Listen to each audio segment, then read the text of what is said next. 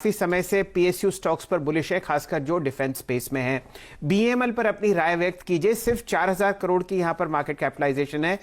सन 2001 के आसपास आपने पिछला प्राइवेटाइजेशन देखा है जहां बहुत जबरदस्त वैल्यू एक्सप्लोजन हुआ था। राय आपकी बीईएमएल पर? शैल जी, गुड मॉर्निंग। देखिए, ये जो स्टॉक की डाइवेस्टमेंट की जो हम बात कर रहे हैं, इसमें जो आपके पड़ोस में जो बैठे हैं मिस्टर गाई, उनसे पूछिए। ये इन्होंने बहुत बढ़िया 450 रुपए पे स्पॉट किया हुआ है और यही थीम था कि ये एसेट जो आपको मिल रहा है, उस टाइम ऑफ कोर्स ये 2200 करोड़ पे था, वो आपको रिप्लेसमेंट कॉस्ट उसकी इतनी आई है क्योंकि ये आया है वो 18 से 2000 वाली जोन में से।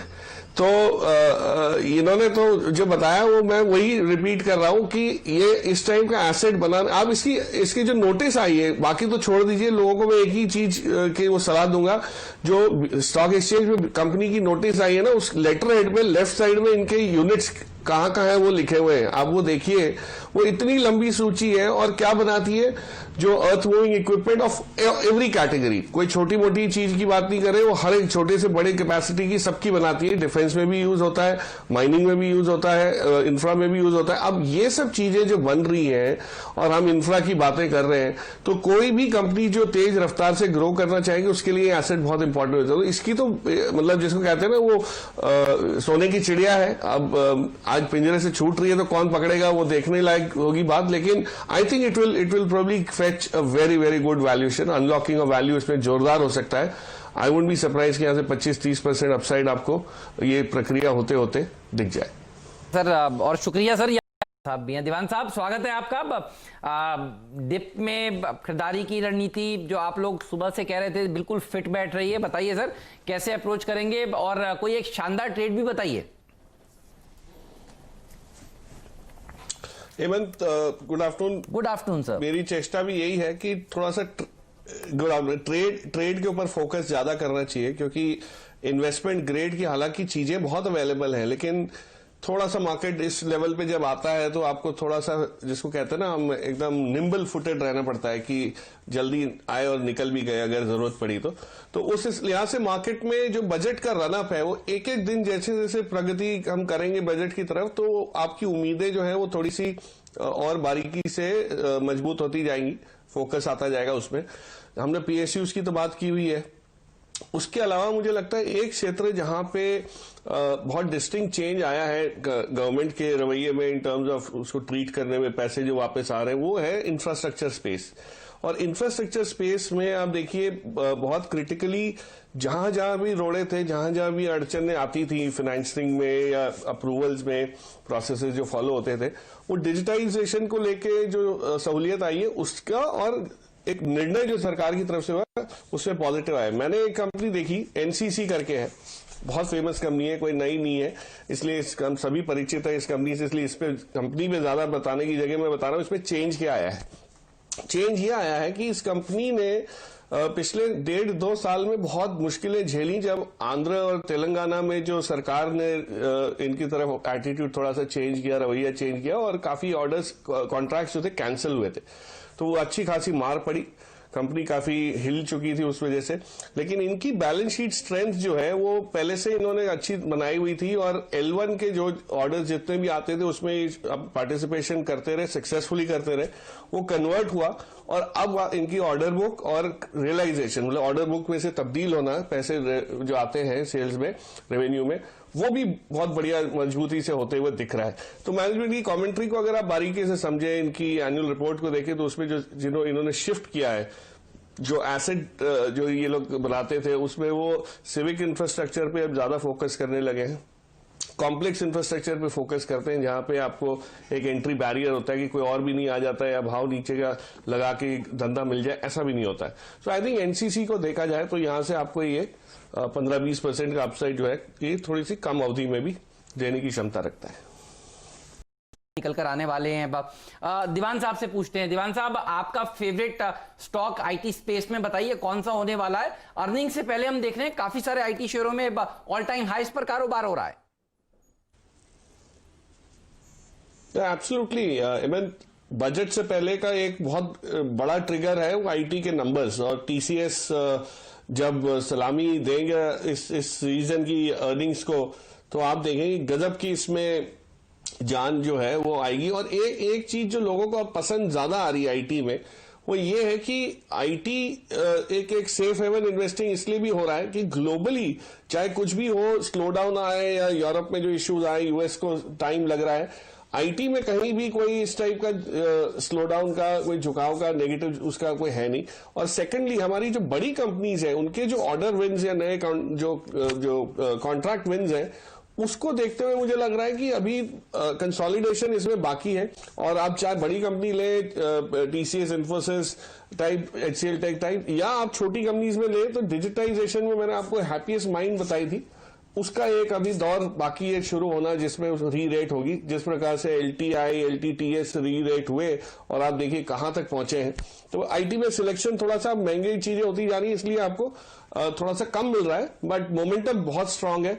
और थोड़ी लंबी अवधि के लिए लेना चाहें तो हैप्पीएस्ट माइंड्स पे भी गौर किया जा सकता है। की नजर है किसी स्टॉक पर? आज हम लोग सुबह सुबह जिक्र कर रहे थे अपोलो टायर का, वहां पर भी एक अच्छा एक्शन देखने को मिल रहा था। आप किसके साथ जाएंगे?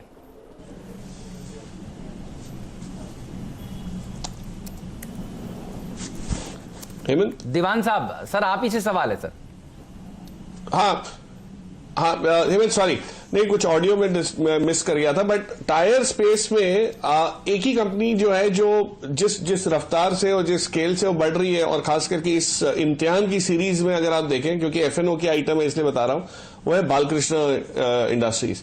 बालकृष्ण में जो मोमेंटम, आपने आंकड़े देखे ट्रैक्टर सेल्स के, ग्लोबली आप देखिए जो हो रहा है, और जो फूड सिक्योरिटी को लेके मैकेनाइजेशन लेवल्स पे जो बोलबाला है, उसमें आपको of roaders, tractors, dumpers, mining जो एक्टिविटी है उसमें देखिए।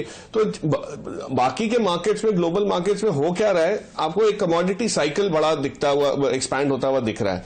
और जब हमने देखा है ये इस टाइप का जब वो आता है फेस, तो थोड़ा लंबा चलता है, चाहे वो मेटल हो, एग्री कमोडिटीज हो, मिनरल्स हो, वो सारी वजह से आपके जो गाड़ियों की जो बिक्री है वो आपकी बढ़नी है। चाहे वो, इसको आप कोरिलेट कर सकते हैं नॉर्थ अमेरिकन क्लास ए ट्रक से भी, तो आपके लिए जो पसंद के आपके शेयर भारत फौज जैसे वो भी चलेंगे।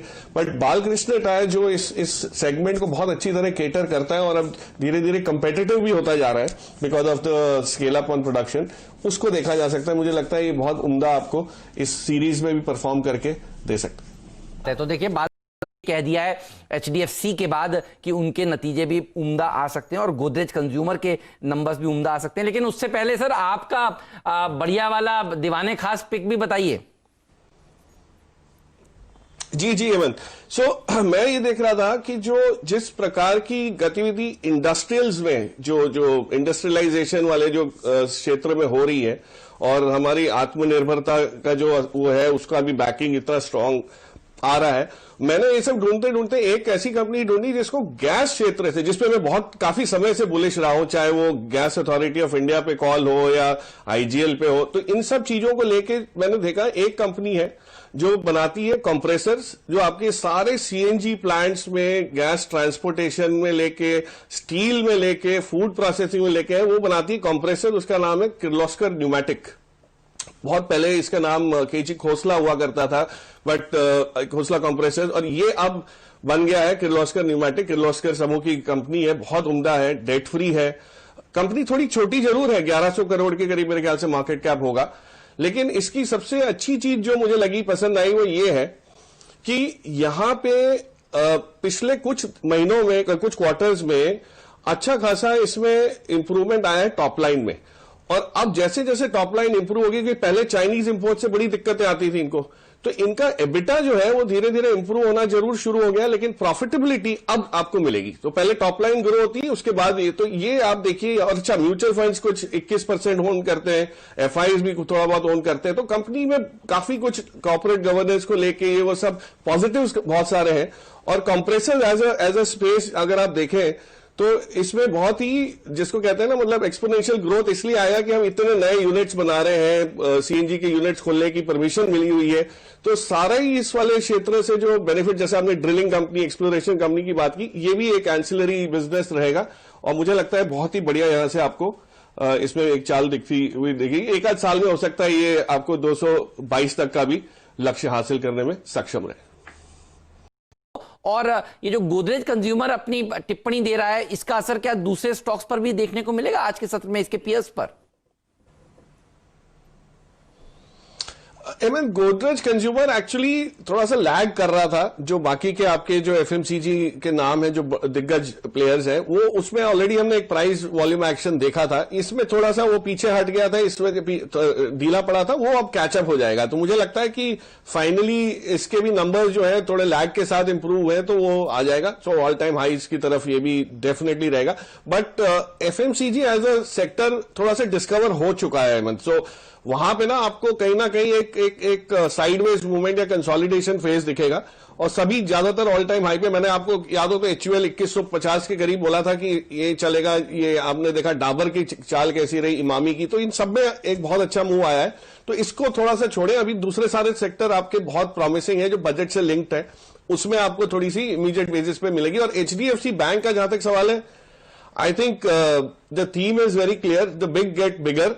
तो Kotak bank, HDFC bank, ICICI bank, ये सभी में बहुत बढ़िया इंप्रूवमेंट आपने देखा ही है, तो ये जारी रहेगा। और अब पीएसयू बैंक्स का जो है प्लेइंग कैचअप वाला रोल शुरू हो जाएगा। हो सकता है उसको समय लगे, बट प्राइवेट सेक्टर बैंक्स में तो कोई डाउट ही नहीं है। और आपके वो पीएसएलवी वाले जो रॉकेट है, उसका ईंधन आज एचडीएफसी बैंक जरूर बना देगा। डॉक्टर साहब, वो रीड किया, अब 200 रुपए के ऊपर कई दिनों से टिका हुआ है। अब ये रिपोर्ट क्या स्टॉक पे असर डालेगी आज? हेमंत देखिए, 200 रुपए के ऊपर तो टिकने का कारण नीरज भाई के लड्डुओं का है, बट अगर ये जो गिरावट आ भी जाती है तो लोगों के लिए जो आईटीसी में इन्वेस्ट करने से रह गए, उनके लिए बहुत बढ़िया मौका होगा। क्योंकि कंपनी खुद ही अपने सिगरेट के कारोबार को धीरे धीरे घटा रही इन द सेंस, बाकी के कारोबार को बढ़ावा दे रही है, घटा कुछ नहीं रही है। और जहां तक इसको अगर आप बारीकी से समझे तो 18 साल की जो उम्र से 21 करने की बात है, 18 से 21 वाली रेंज में ऐसे भी बाइंग कैपेसिटी बहुत कम होती है। तो वहां पे जो नंबर ऑफ सिगरेट सोल्ड है वो इतना कम होगा कि कोई बहुत ज्यादा फर्क नहीं पड़ेगा। और हमारे यहाँ इसको इंप्लीमेंट करना बहुत टफ हो जाता है कि आप जैसे आईडी कार्ड लेके आप उम्र तो पूछेंगे नहीं, अगर बच्चा 19-20 साल का लग रहा है, चाहे वो 16, 17, 18 का भी, तो भी वो निकल जाता है। तो थोड़ा सा इंप्लीमेंटेशन का वो है, तो सेंटिमेंट नेगेटिव है। और अगर गिरता है शेयर, जैसे मैंने कहा, तो आप उसके बाकी कारोबार की वजह से लीजिए और आईटीसी को लॉन्ग टर्म बेसिस पे रखिए, ना कि सिर्फ सिगरेट इसके कारोबार की वजह से। आपने सही कही, जब लूज सिगरेट सेल के ऊपर बैन की बात आई थी, देखिए